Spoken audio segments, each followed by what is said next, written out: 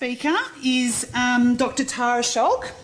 She is Acting Manager for Plan, Ecological Performance and Assessment at the New South Wales Office of Water, which is within the New South Wales Department of Primary Industries. Okay, thank you, and thank you for the opportunity to be here tonight and share in this exciting initiative. As the introduction said, I'm an acting manager at the moment with, we've actually had a name change. We are now DPI Water as of 2 days ago. That's what happens in government.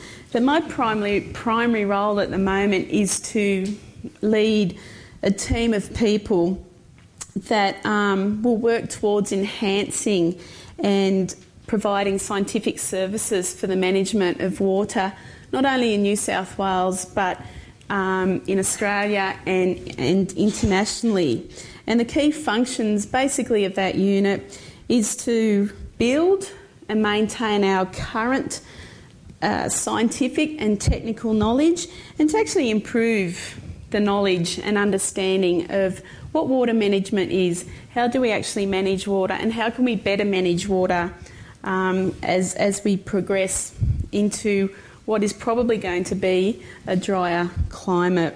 I flew home from Sydney on Tuesday night after spending a day facilitating an intergovernmental agreement on how we're actually going to assess the risk to our water resources. And the plane takes off and the engines start to growl, and I watch the lights of Sydney disappear, and for a split second I have a little, I guess, slither of fear creeps into me, because I have an 8-year-old son who absolutely adores planes, but makes me actually watch air crash investigation the night before I fly. So I'm sitting on the plane and I'm thinking, what am I going to talk about on Thursday night? I don't really know what I'm going to talk about on Thursday night. So I had another little panic, and I thought, what does inspire me? What motivates me? What is STEM all about? Again, another panic, because my brain's blank. There's nothing there. I can't decide what I need to talk about. But it wasn't until the captain's voice came over the PA that my brain thankfully re-engaged, and I all of a sudden realised that my day in part had been shaped by people working in the field of STEM. So that morning, having landed in Sydney, I actually spoke to Kate, who is one of our floodplain engineers, and we discussed floodplain structures and how that would impact on the management of water. During the meeting, Sky, who's an aquatic ecologist, and Jodie, who is a terrestrial ecologist, both played key parts in that meeting. Debbie, who is an applied environmental scientist and works on developing policy, also played a key role in that meeting. At lunchtime, I then spoke to Marina, who's a hydrologic modeller. So she actually develops water models and helps us develop policy when we look at those water models. And because I'm considered, from my younger colleagues, a little bit old when it comes to IT, and I do need their assistance on more occasions than not, I actually spoke to Amy, who's helping us, or me, develop a app for water management and trade. So we're going to be cool. We're going to have an iPhone app. I don't quite understand how that is developed, but I'm sure Amy is going to help me actually do that. So, as Captain Louise and her flight crew landed me safely back in Armidale, it dawned on me that working in a STEM field offers me and could offer you a career that is both diverse and flexible. You may be able to choose to be a generalist, you may choose to be a specialist, but in that one day, if you look up there, there's a lot of scientists up there, and we all did different things that day. We all came together as a team and achieved. We actually walked away with an intergovernmental agreement, which was the bonus of that meeting. And I guess from my experience, I haven't always worked in the science unit in water management. I haven't always worked in water management either. I started my science career off as a research officer with the Australian Agricultural Health Unit looking at farm motorcycle injury. I actually got that job because I had so many busters off motorcycles when I was young. I'm sure I nearly drove mum insane, but I had the experience. I knew what I was talking about. I then moved into farming for the future, where I actually helped landholders develop their farms. I then, pardon the pun, fell into water management. It was a job. I needed a job desperately, and I went, yeah, it sounds pretty interesting. I think I'll have a go at that. Here I am 20 years later, still working in water management. So, again, that's an example of the flexibility. I've got a science degree, but I've worked in very, very different areas, and I think that's the important thing to understand, that you might make a decision to do science, but you don't have to choose where you want to go right at that moment. What I wanted to talk about too tonight is, I guess, for me, working in an area of STEM, there's two aspects that I think, as having a career in STEM allows you the opportunity to inspire, and it also provides you the knowledge that you are taking responsibility for our future. And in doing that, we ensure that we pass the science on. We ensure that science continues to contribute to our future.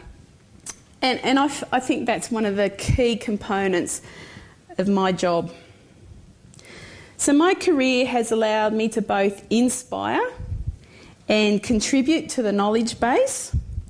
And I guess there's three ways we contribute to that. One is by providing others with a blueprint. So it allows us as scientists to create a blueprint. It provides the next generation with the building blocks to ask the questions, to question the science, to fill the knowledge gaps. And I look at it, I guess, as passing the baton. So when I decide to retire, I can pass the baton to the next generation and our science continues. And in some areas in water management, we've led the way. In 2000, there was a new Water Management Act gazetted, and that created a framework for us to actually develop water sharing plans. How are we going to manage the water? Why do we need to manage the water? How are we going to divvy up this precious resource? That was a blueprint we created. We created an environmental water blueprint where we now are able to deliver water to the environment. How do we do that? We have committees, we have processes, we have science that backs up those decisions. Again, we've created a blueprint. We auctioned water back in 2008. It's the first time we've ever auctioned water in Australia. And I guess for a bit of an ego trip before I came out here tonight, but I actually looked at ResearchGate, and we actually produced a paper back in 2008 about this auction, because it's the first time it's ever been done. And today it got another 6 hits. People are still reading that paper. They're still interested in that blueprint. How did we do that? Why did we do that? What evidence did we have to support that?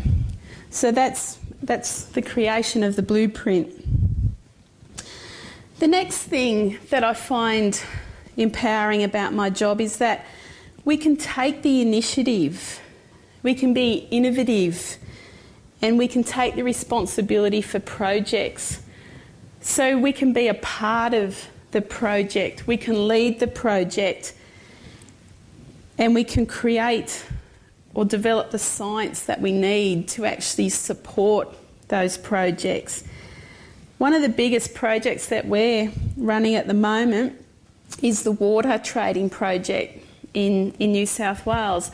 Trading's been around for a long time, but the actual trading of water is a new concept. And so we've been able to develop a project, take the initiative, talk to our stakeholders, and then engage our science community to actually look at providing an evidence base so that we're able to justify why we're trading water. The last thing I wanted to talk about is actually being a mentor.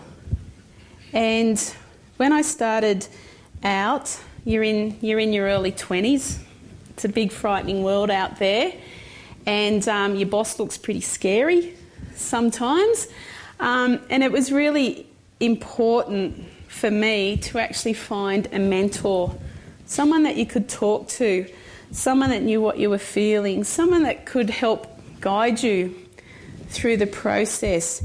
And I enjoy being a mentor. I think it's a really critical part of our job as scientists to actually help the younger generation, to talk to the younger generation and to guide them down the pathway. It's the only way that we're going to continue to improve our science and our knowledge. And the other thing I find really important for me is motivation. So how do we stay motivated? And so what actually motivates me to work in STEM, in water management? I often ask myself that question when I'm walking down to get in the car of an afternoon. I've had a really crappy day and I wonder why I'm still here.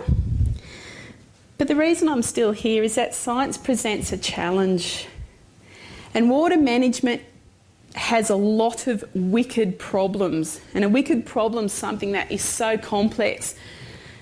We're looking at this issue, but all of a sudden all these other little issues flow in, and we've got a massive big issue, and it becomes complicated, but it's good fun because we have to get to the bottom of it.